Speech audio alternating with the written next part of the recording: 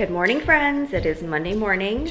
So today I'm going to the bank, and I'm going to the bank because I'm opening a bank account for Joyce the dentist. Ta-da! If you guys remember, one of my New Year's goals was to take social media more seriously. And I do get tons of questions from people about how to get started with social media when you are a dentist.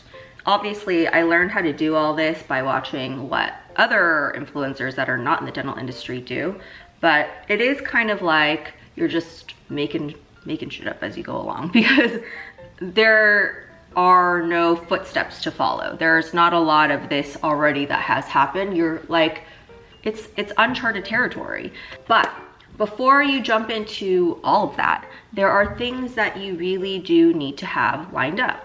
Now, when I first started, I didn't have anything lined up. I got like my first gig or whatever, and I just was like, okay, let's do it. But then you get the check and you're like, where do I deposit this check? Is this like a personal check? Is this a business check? It's like, it gets really blurry. So to give you guys a little bit of background on my Instagram, if you don't follow me on Instagram, that's like my main channel. But I started my Instagram 2018. It is a dental focused Instagram. So I give like dental tips, and then I just show a little bit behind the life of a dentist. I didn't monetize this account at all for like 2 years because the account was born to market my practice. And so that's what I was doing. Also, there was a part of me that was scared to monetize the account because I was technically working at a academic institution, and it didn't really say in my contract what the rules were. And so to be on the safe side, I just didn't monetize my account at all. And I think that is something that you all should be aware of if you do work at an academic institution. So anyways, I'm just saying all that because I never planned on making Instagram like a income source for myself. It just sort of happened to fall into my lap, and then my account just kept growing, and then people kept asking me to collaborate with them and stuff like that. And so I had to learn very quickly, kind of like all by myself, how to negotiate these contracts.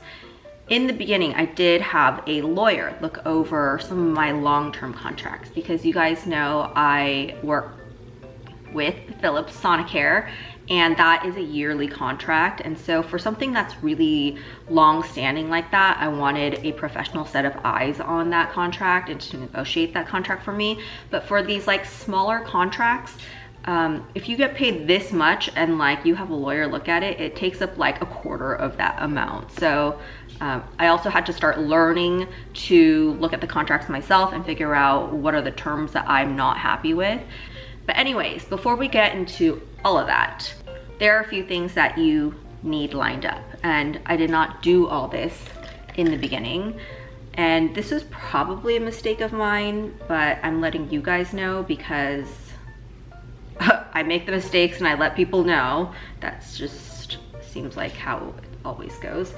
So I did not form a corporation from the very beginning, and that's because I didn't know whether this was going to be like a full-time thing. And I should have known if I was taking a yearly contract with Sonicare, but I had a hard time committing to like being an influencer.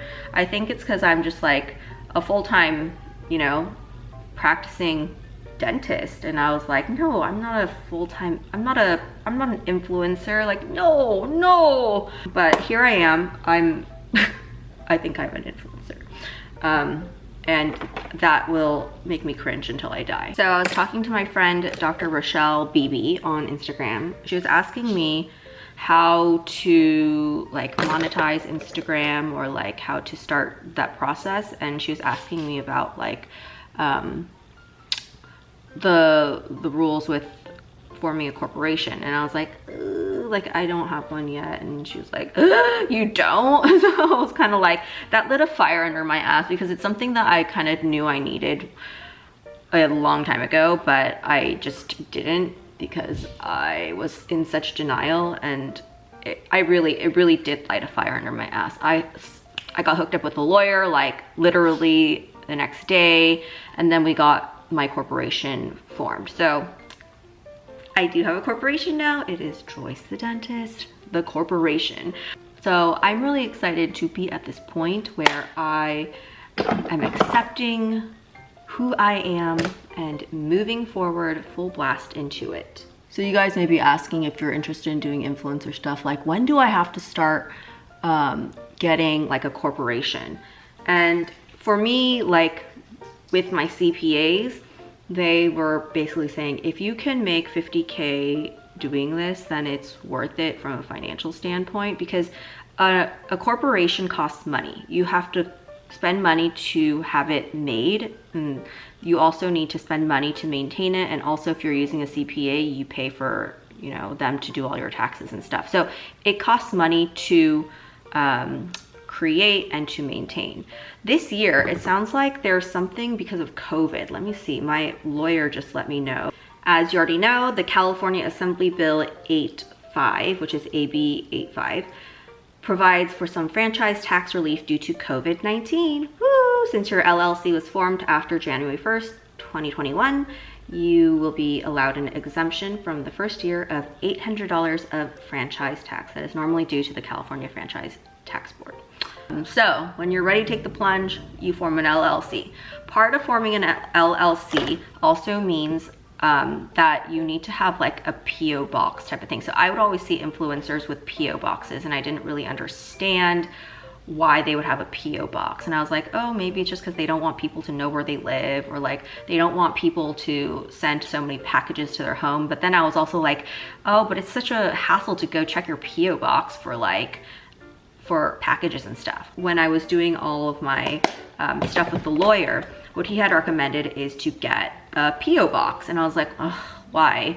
And he was like, well, because if you get served, and this is where the information from the CPA is different than the lawyer. The CPA was like, oh, if you make 50K a year, then it's worth it to have a corporation. But if you talk to a lawyer, they will say the moment that you start making money, that is when you should have an LLC. And so I had only asked my CPA and not the lawyer, and that's why I'm in this predicament right now, which thankfully I haven't been sued or anything like that. Ooh, knock on wood. But now moving forward, I am protected by my LLC. If you don't know what an LLC does, it's just to protect your assets. So like all the money that I make from influencer stuff, it is protected in this little home of influencer stuff. Whereas like I make money by being a dentist, and I have a separate business for that. By separating these two, if I get sued as an influencer, it doesn't impact my drilling business, and it doesn't impact our personal finances between me and Byron as well. So that's why you want to form an LLC. It's like legal protection. And so looking back, I probably should have formed this a really long time ago, but you know, better late than never. And so now moving forward, everything is in its proper home. But anyways, going back to forming the LLC. The reason my lawyer had recommended to get a PO box of some sort is because if you do get served or sued for like a collaboration that you did and you didn't hold up your end of the agreement or something like that, then they won't serve you in your home or your business. And for me, like my practice is my business. So I do not want to get served for some influencer shit that I'm doing at my practice. That's so embarrassing. And so then you would just get the information at your PO box. So I had to go and get a PO box. So I went to like a local mailbox store, and they have two different options. They have a PO box, and they have like a, I don't know what you call it, but like a actual mailbox. Sorry, I ran out of battery. So on the topic of PO boxes, you can also go to like the post office and get a PO box. and there is a monthly fee to maintain the PO box. So that is an additional fee that you need to uphold in order to do your influencer gig. If you guys are like new to this whole thing, which if you're watching this, you probably are wanting to find out more, the best thing that you should do in preparation for all the influencer gigs that you're about to get is to make a media kit. I personally learned this from like other people that are in the influencer industry, and that's when I made a media kit. I didn't even know what that was prior to, but it is kind of like a CV portfolio of the things that you've done as an influencer. So let me show you a few pages of my media kit, and I make this media kit on Canva, canva.com. You can make it for free. It's really easy, and there are already templates available for media kits. So it's super, super easy. So I'll show you a few pages of mine and which pages I think are the most important. This here's my media kit. I do think it's really nice to have a professional photo of your face, and this just embodies who I am. So there's that. And then I have an about me page, because sometimes the media kit goes to the brand, and the person that is talking to you is like a middle person that is a marketing company. And so they want a media kit so that they can present you to the brand. And so you can put like a little summary of all your stats, like your Instagram followers, your TikTok followers, your YouTube followers, and then say like what it is about you that you're all about. And this is a little chart that I made of my Instagram growth. I let people know that what my followers are, because it's hard for them to tell. So I would say that a lot of the people that follow me are also dental professionals and like healthcare professionals, but also women in particular that like inspo and beauty, confidence, leadership, and a lot of working moms as well. And so this is a chart that I put out so that they can see my follower growth. Obviously, if your chart goes like peaks here and then it's downhill from there, you may not want to put this chart, but I put this in here so brands know that I am actively growing like exponentially. And then I put a few of my data and analytics from Instagram. So most of my followers are women, and I just made these cute little pie charts that you can do on Canva, and then it also shows where my followers live. So this is really important for me to show brands, is that my following is completely authentic and homegrown. It's from the United States. And then I have a follower age range, which is also really important because people want to know when they're marketing with you who the audience is and what age they are. Like if they're wanting to hit the 13 to 17 year olds, then I'm probably not the right account. And then I show like a little resume of collaborations I've done: Arm & Hammer, Elementa, Voco Dental, Colgate, Philips Sonicare, the American Dental Association. And then I've also been published a lot in some major publications. This is like what I come up with in terms of like pricing, and I change this on the regular, so it really depends on what you want to ask. Then I put a few success stories of brands that I've worked with. This is a speaking panel that I was on, Arm & Hammer, and how all these collaborations did. I'll give like a little summary. I worked with Colgate quite a bit, and so that's a lot of what we did there. Philips Sonicare I had a yearly contract with, and so in the end I just invite them to work with me. That's pretty much step by step of what I put in there, and you can copy exactly what I have. I mean, this media kit, there are no rules to a media kit. Like, let's say that a brand like Colgate, for example, comes and says like they want to work with me, then I'll say something like, what is, do you guys have a budget for this campaign? And then they'll let me know sort of the range. And then I can send over my media kit with the numbers that I'm asking for, or without the numbers. A lot of times I send it without the numbers, without the fee, because I want to see what they come to me with, and then I want to make that decision. I don't want to lowball myself, essentially is what I'm saying. So just a word on that. Like, I know it takes a long time to get the ball rolling. Like for me, it did take me quite a while to just like start getting people to find me and ask me, and then there's a whole negotiation process where you negotiate the specifics of a contract. The biggest things that I negotiate with brands these days is exclusivity. So if you have exclusivity on a certain product, like for example, if I have exclusivity with a brand for toothpaste, I cannot post another brand's toothpaste for indefinitely or X amount of months. So you really want to hone in those terms, because you don't want, as an influencer, you don't want to like trap yourself into not being able to post any other brand's toothpaste for indefinitely.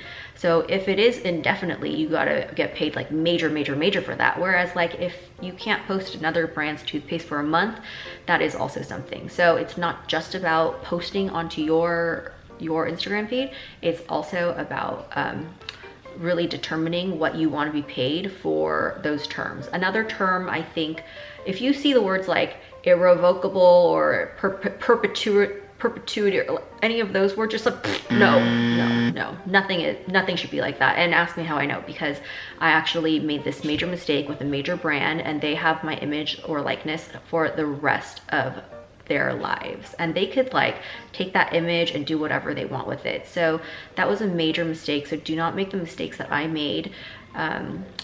Always create a term. So like come back and say, I'm only comfortable with this for X amount of months, or like a week or 15 days or whatever it may be. Another thing you want to look at is how frequently you get paid. I'm assuming if you are a doctor or dentist or whatnot, you have another source of income, so this is not as big of a deal. But you want to definitely hone in the rate at which you get paid in terms of like how long do they have to pay you. So net 30, what that means is they have 30 days to pay you.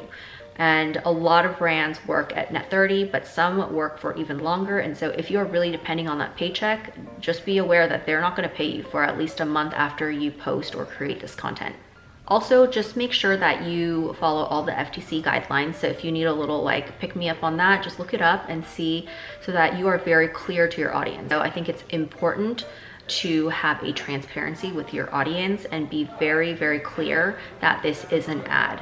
I think a lot of people think that doing influencer stuff is just so easy. Like you take a picture and you post it on Instagram. But when you work with brands that are a little bit more old school, like for example, such as, well, I probably shouldn't put their names, but you know who I'm talking about.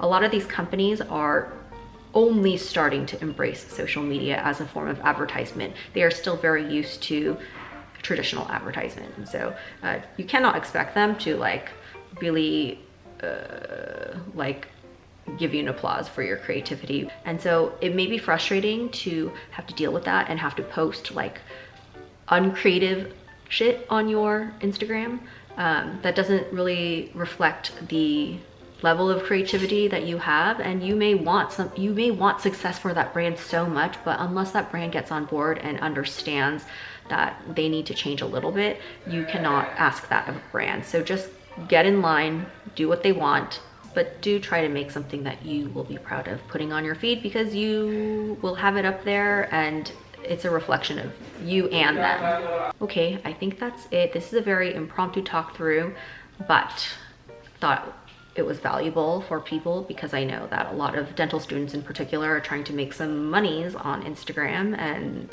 these are the things I've run into. So hopefully that helps, and I will talk to you guys later. Bye.